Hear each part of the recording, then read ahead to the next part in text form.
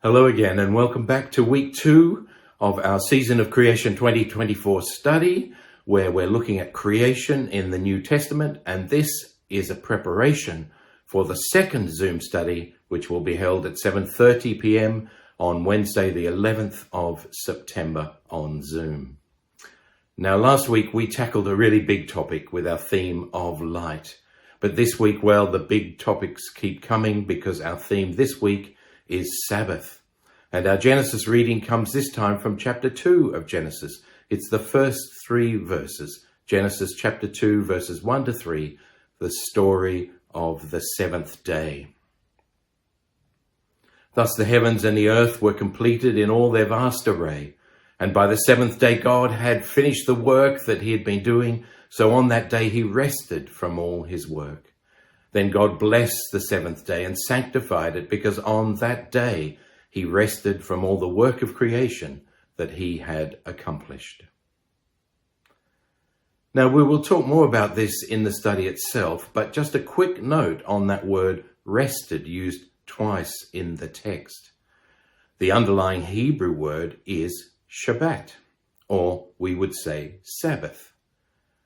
In other words, what the text is saying is that God Sabbathed or Shabbated on the seventh day. And it doesn't really mean rest in the sense that we would use it. It means to cease. Shabbat or Sabbath is the day on which God decides to cease. Creation is finished.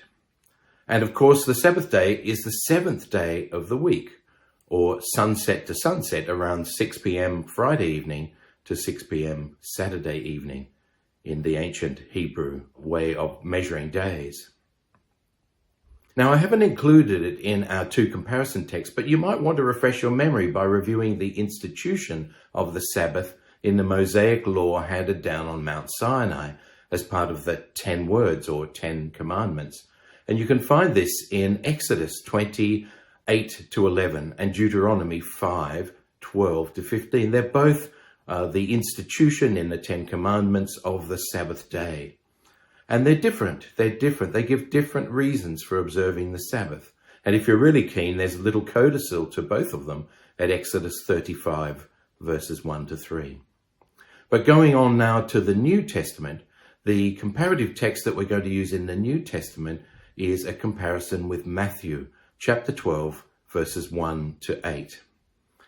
At that time, Jesus went through the grain fields on the Sabbath. His disciples were hungry and began to pick the heads of grain and eat them. When the Pharisees saw this, they said to him, "Look, your disciples are doing what is unlawful on the Sabbath." Jesus replied, "Have you not read what David did when he and his companions were hungry? He entered the house of God, and he and his companions ate the consecrated bread, which was not lawful for them to eat, but only for the priests. Or haven't you read in the law that on the Sabbath the priests in the temple break the Sabbath and yet are innocent? But I tell you that something greater than the temple is here. If only you'd known the meaning of 'I desire mercy, not sacrifice,' you would not have condemned the innocent. For the Son of Man is Lord of the Sabbath." Well, what do you make of that? The Son of Man is Lord of the Sabbath. Actually, Mark's version of the same story in Mark 2, 27 to 28 sees Jesus making one additional comment to this. Then Jesus declared, "The Sabbath was made for humans, not humans for the Sabbath. Therefore, the Son of Man is Lord even of the Sabbath." Now, I don't need to tell you that in your Bibles you'll find lots and lots of material about the Sabbath. And in the New Testament, of course, most of Jesus' run-ins with the Pharisees and Sadducees are about healing in particular on the Sabbath day. So I'm not going to mention too many other possible background readings, but I do want to make note of the Old Testament texts that Jesus is actually referring to in our main comparative reading from Matthew that we just read. Firstly, there's the story of David and the consecrated bread. And you can find this at 1 Samuel 21, verses 1 to 7.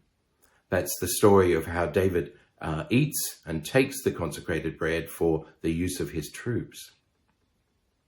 Secondly, in Numbers chapter 28, verses 9 to 10, there is a passage about priests and the work that they have to do on the Sabbath. And thirdly, the last reference that Jesus makes in this text is to God desiring mercy, not sacrifice. And you'll find that at Hosea chapter 6, verse 6. Now, as always, with all these themes, we don't want to just be thinking about the Old Testament and the New Testament, but about what God has in store for us in the new creation as well. So, where do you think that our theme of Sabbath will come to rest, so to speak, today? Well, rather than nominate a specific longer reading from the Bible, from Revelation this week, I'm going to challenge you to work through it. And we'll talk about it in the study itself. But to help you here, I'm going to give you 7. And what can I say? It seemed the appropriate number of verses. 7 individual and scattered verses to help you think through Sabbath as it may be in the new heavens and the new earth, the new creation. Now, I wouldn't normally do this because, of course, we need to read verses in their context. But I'm sure you'll pick up the context if you look through these 7. And I'll just give them to you. I won't talk about what they're about. Exodus 25, verse 22. Habakkuk chapter 2, verse 20. At this stage, I could have chosen, for example, Isaiah 6, verse 1. But I've got a verse from Isaiah ready. And that's Isaiah 7, verse 14. And here, for Isaiah 7, verse 14, I could have substituted Matthew chapter 1, verse 23, but I have a verse from Matthew as well as part of the 7, and that's Matthew chapter 28, verse 20. Then we have John's Gospel, chapter 2, verse 19, and then the last 2 of the 7 from Revelation itself. Have a look at Revelation 21, verse 22, and Revelation chapter 22, verse 3. And I hope you enjoy this week's Season of Creation study, and I really look forward to seeing you online on Wednesday, the 11th of September at 7:30 p.m. God be with you. Bye.